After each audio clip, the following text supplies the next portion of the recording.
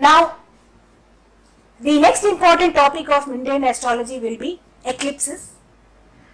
See, when it comes to eclipse, we have to begin with the Rahu Ketu story of how the Rahu Ketu play an important role in the in any eclipse for that matter. I am sure all of us know this story of the churning of the Manthan and how the demon Rahu had drunk the nectar and Mahavishnu had sliced his head with the Sudarshan Chakra, and then they had, by that time they had already had a slice of the nectar, and so the head became immortal as Rahu and the torso as the Ketu, and so since then the Rahu has held grudges against the sun and the moon, which is the main reason for the eclipses. Now what happens is that there are two types of eclipse. One is the lunar eclipse and the solar eclipse. Now please note that though the sun, moon and earth, this alignment is the cause for eclipse. Now the sun, moon and earth line up at every new moon and every full moon, but they don't cause us eclipses every fortnight, is it not? So therefore, we have to observe the orbit of the moon as it goes around the earth. See, we all know that all the planets in the solar system revolve around the sun in their fixed orbits. Moon is the satellite of the earth and it moves around the earth again in its own orbit. All of us know that. So, a lunar eclipse can occur only when the full moon day, only on a full moon day is near either the lunar node, and a solar eclipse can occur only when close to Amavasya on a lunar node. Now we all know that as we said earlier, the north node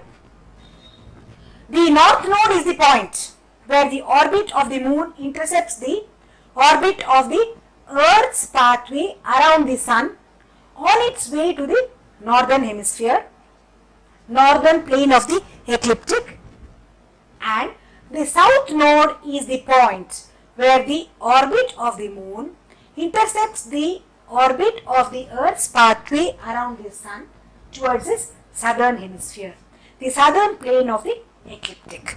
So now let us see what is this lunar eclipse. We say that when the earth comes in between the sun and the moon, the earth blocks the light of the sun from reaching the moon's surface and casts its shadow on the moon.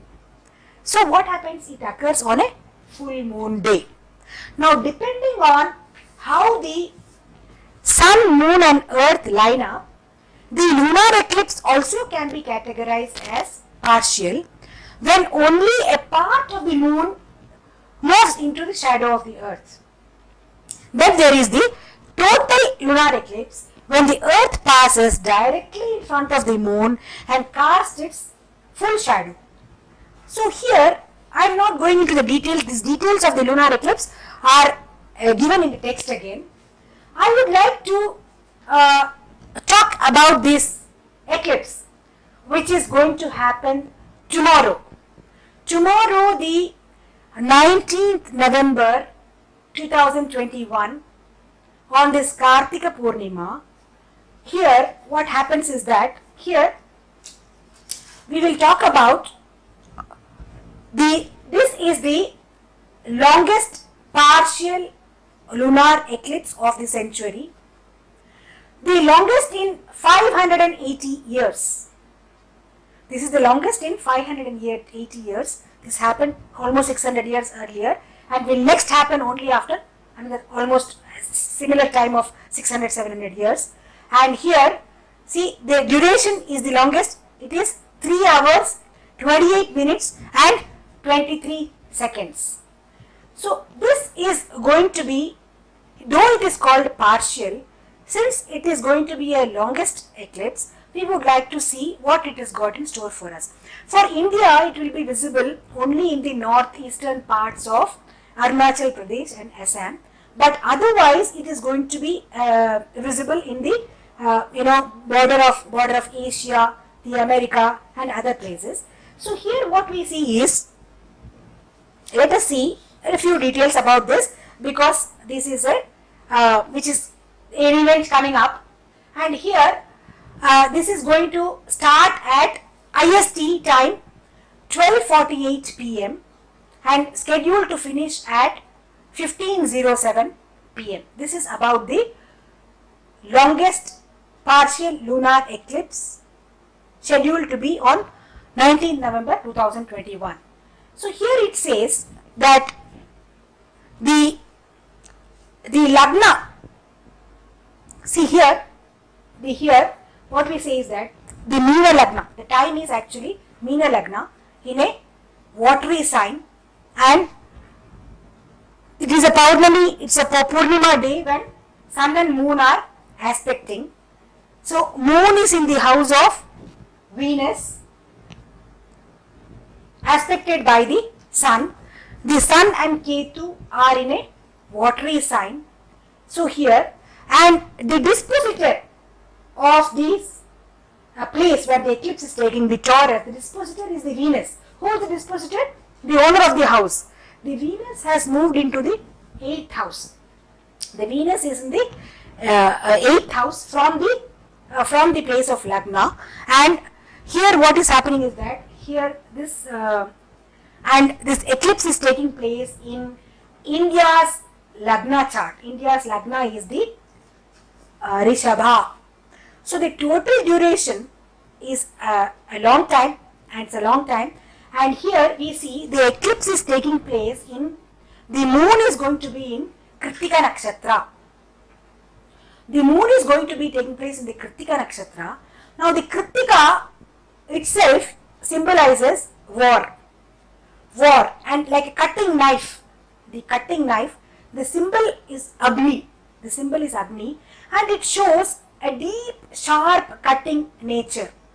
Now fortunately, moon in Taurus is in an exalted state. He is very happy to be in Kritika, and he is very relaxed and comfortable. He is strong, steady in exalted.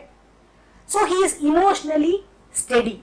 See, normally whenever there is a lunar eclipse, people talk about surge in emotions. So here, this particular moment when it is happening in moon in exalted state, see, there is a tendency to know what to do, what you want to do, what you are going to do. The truth of the situations generally come out, and what things have not been spoken out so far will slowly come out.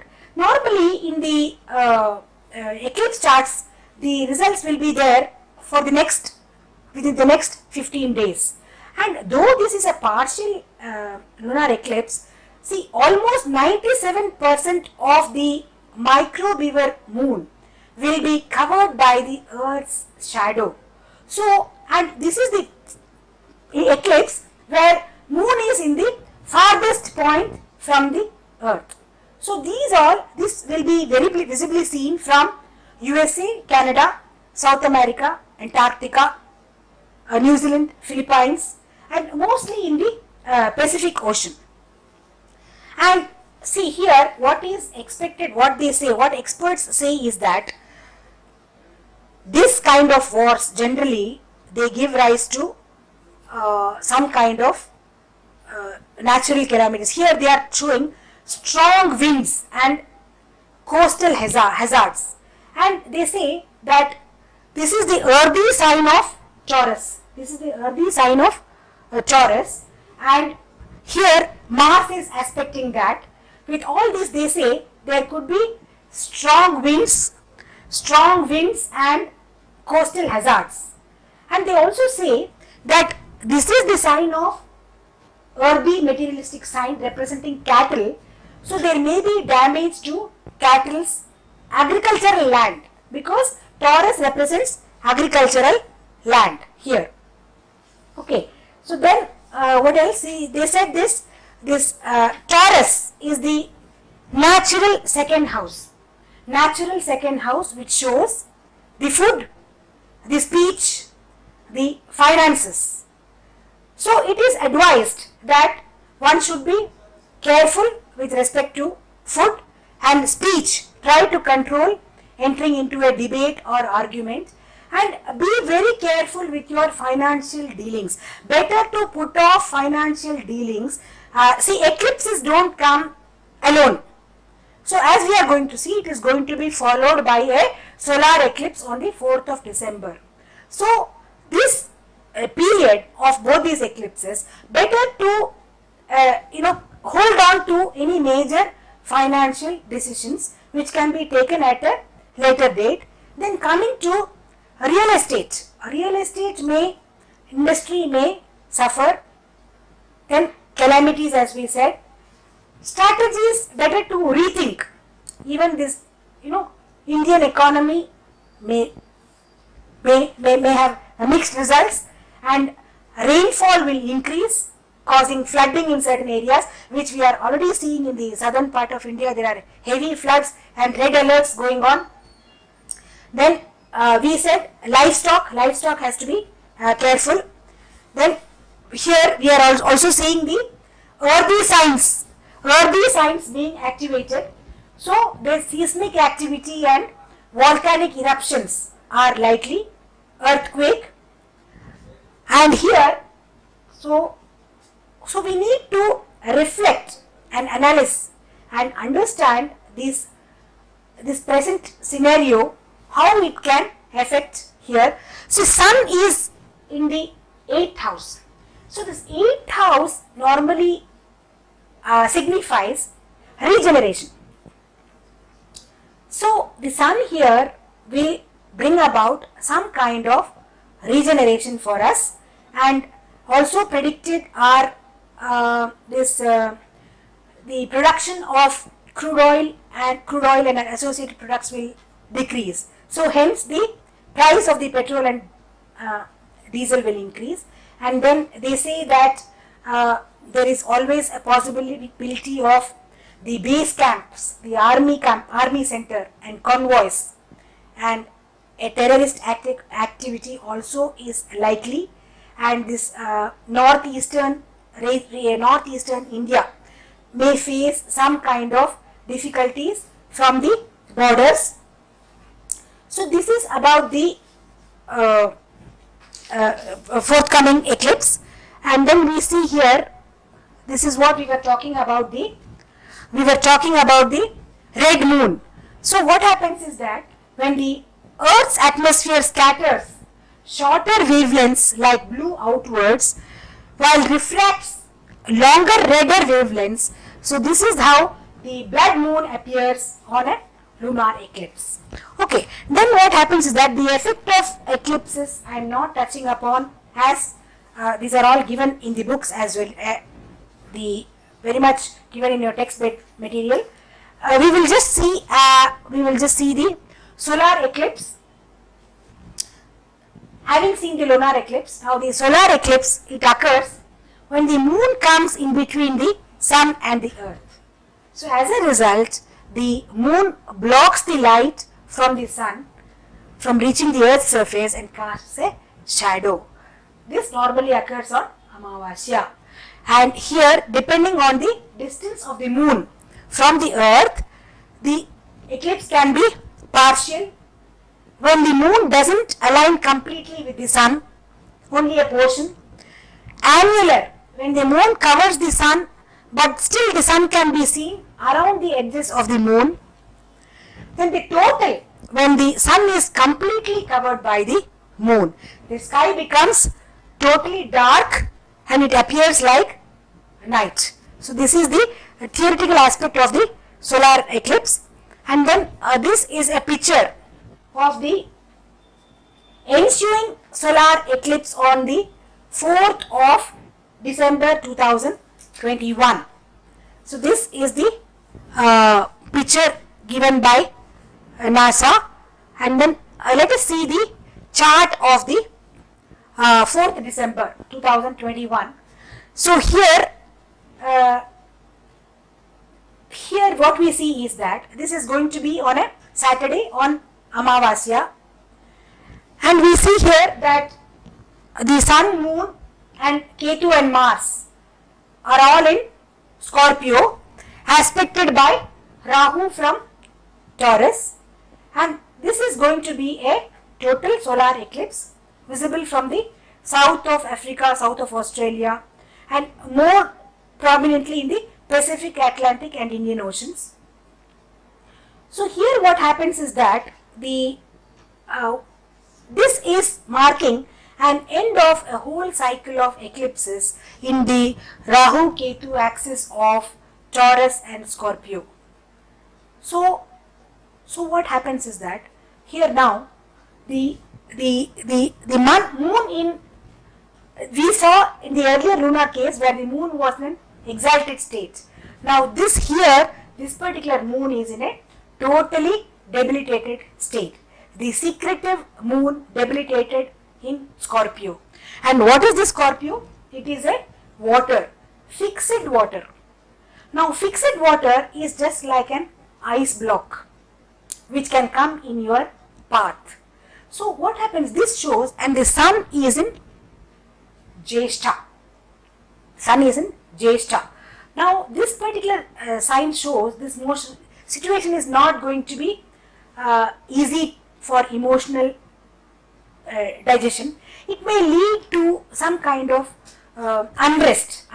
But what happens is that now this is going to be only for a short period of time, because the Mars is going to move into here Scorpio, and when Mars, the fiery planet, the dispositor of Scorpio, now he is weak and incapacitated. So we don't know what to do next, what's coming up. So here, when he moves here, slowly the ice block will melt. The ice block will melt, and see, this is the time to regenerate and start fresh, to renew, and of course this the situation of the planetary combination is again showing some kind of, because Mars is going to come in with conjunct with Ketu. Now that again brings forward accidents and violence and some difficulties. That is there, some political unrest, and as we already said, the weather changes are all going to be there. This has to be evaluated in totality. So here we are only seeing the tip of the iceberg, and we have seen the influence of aspects of planets on solar and lunar eclipse. We have seen that the aspect of Mars results in fires, smuggling, war cloud, and the aspect of Mercury causes bitterness amongst rulers, with the aspect of the benefic Jupiter slows down and mellows down the activities.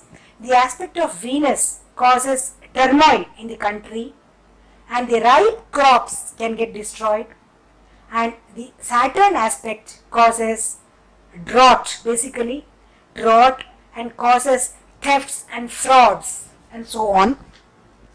Now we move on to the last element of mundane activity. See here, as we said, Acharya Varaha Mihira was a contemporary of King Vikramaditya and the greatest of ancient astronomers. So in his Magnus Opus, Brihad Samhita, there is a complete chapter devoted to earthquakes. Now, we are not going to talk about the configuration. See, when two or more planets like Sun, Moon are aligned in a particular degree with the Earth, they would be caught in the middle of a huge gravity struggle. So this gravitational stress changes the speed of the Earth and its orbit, and the tectonic plate motion gets affected. So what happens is that when the speed of the rotation is of the earth gets affected, then there are two more important parameters contributing to the triggering of an earthquake. The distance of the epicenter from the planet's position and the direction of force acting at the possible epicenter. We are not going into the details of these are all available in all text materials. See, to accurately predict earthquakes using astrology, we need to have the natal charts of the nations. If we have the accurate charts of the nations, then predicting earthquakes becomes very easy, because see this, the fourth house rules the living conditions, the people in general. The eighth house carries a danger to the risk to the people. And if food supplies and resources are affected, the sixth will show.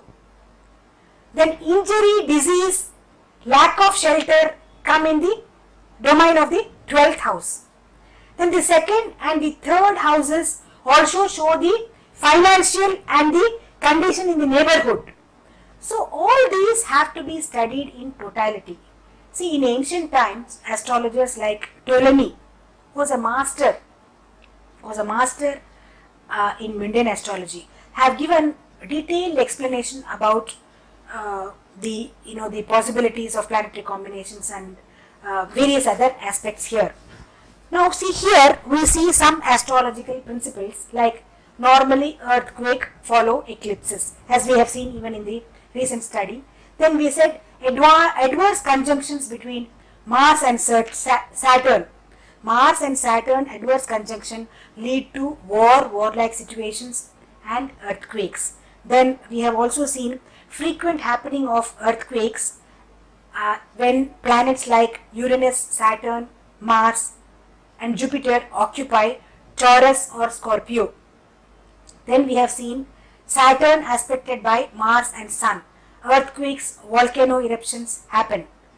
So we have seen a few which it is not possible to really go into the depths in a classroom session like this. However, I would like you to study, because these are very interesting aspects, how the cosmos can give us an indication about the forthcoming events, and it will be very advisable for us to take up research which will remain in history and help mankind. So here we have also seen that how the intensity of the earthquake can be judged according to the basis of the planets, and when the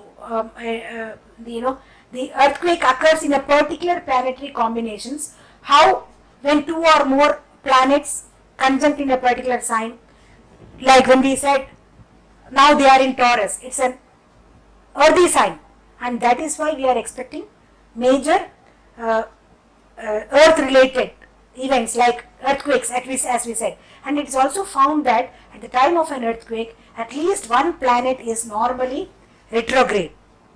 And then we have the combination of malefic planets, and normally they say earthquakes are caused just after midnight or just after midday, because they are directly related to the gravitational forces of the planets. And here this Amavasya and Purnima also we have seen. And natural disasters are mainly affected by the moon and the Rahu. So after seeing some theoretical concepts, we can see a few slides when, see, this is the chart of 9th August 2021, and this time is taken when because the Mercury, as we said, is the major planet bringing about changes in weather. Now here at that time, the Lagna is the Taurus, and we have the planets in the Mercury in the 4th house. So what happens here? Mercury in the 4th house in the star of Makha. See, the sages have said that Mercury in the star of Makha brings Pida to Praja. So Praja, the 4th house indicates the Praja, and this situation of Mercury in the star of Ketu is going to bring disasters, unhappiness to Praja. Then the Venus is also situated in his enemy's house, in the fiery sun's house, and the Mars is also situated in the nakshatra of Ketu. And here what happens is that here in this combination, the Lagna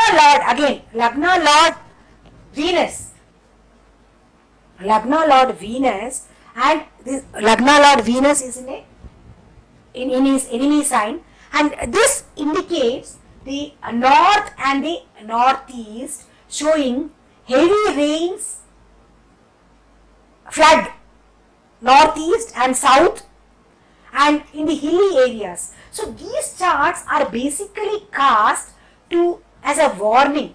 So they say that people who are traveling by roads in hilly areas, beware of landslides, beware of earthquakes, because Mercury is going to cause tufan, heavy rains, loss of lives. So what is happening is that Saturn is also in the star of Shravana in a watery sign. All these put together are earthquakes are possible with a high score of 6 degrees in Richter scale. So these charts are basically erected as a forewarning to the public. So what's coming up? Then there is another chart here. This is on 7 September 2021. This has been erected at the time of Sun and Moon together. Together here, what happens is that again in the 4th house from the Lagna of India.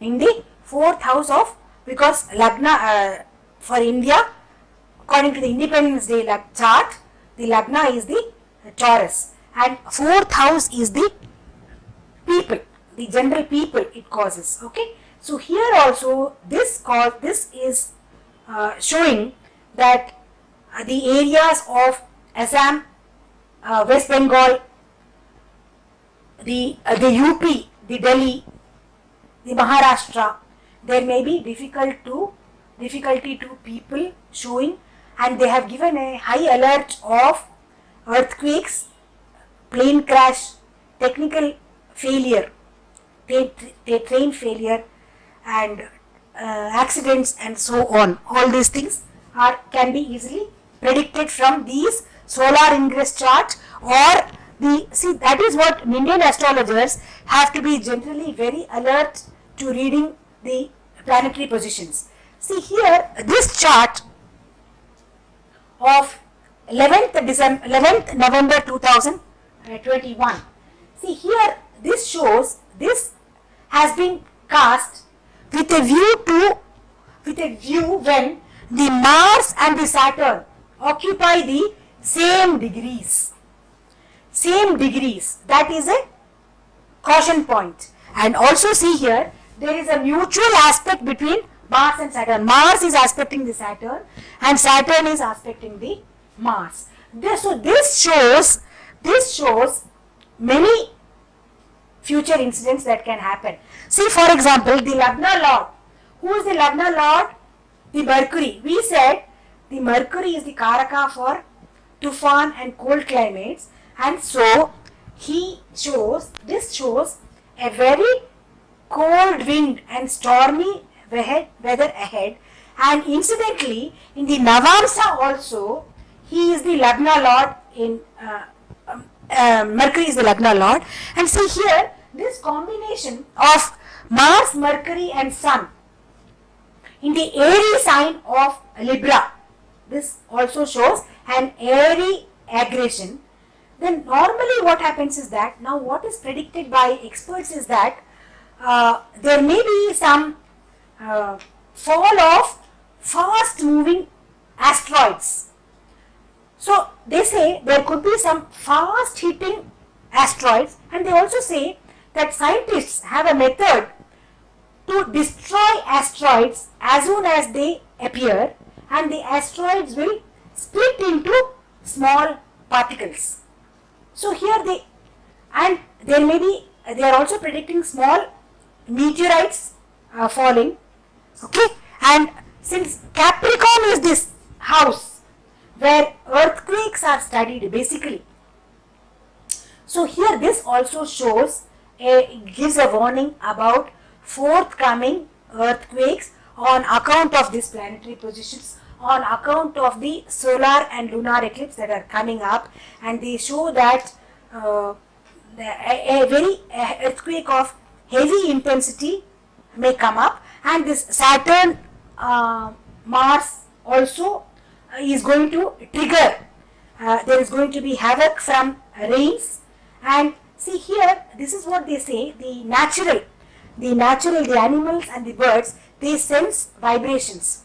So this is the time when we see the reptiles and the snakes coming out of the tunnels, coming out of the earth. They can sense, they go to safer places. We can see the street dogs looking up at the sky, and they react in a very typical manner. So all these earthquakes effects normally show their effect during the next 90 days. 90 days, and here we see this Rahu in Sun, and this Ketu in here. So once they move out, they are also predicting that this movement of Rahu and Ketu out of the Taurus and Scorpio axis will give us a relief from the pandemic, and further relief may be expected after Saturn moves out of this house totally. That is what is predicted. I just wanted to share some predictions with you on the basis of experts. Now, in a classroom session of an hour or so, this is what we normally give you an insight and allow you to do a lot of homework and study on the basis of this. We try to provide you a ladder where you can climb up and do extensive research and study. I trust you would have found these inputs useful to get a grasp and an understanding of the underlying concepts. I thank you very much for your patient hearing and look forward to being with you again. Namaste. Thank you.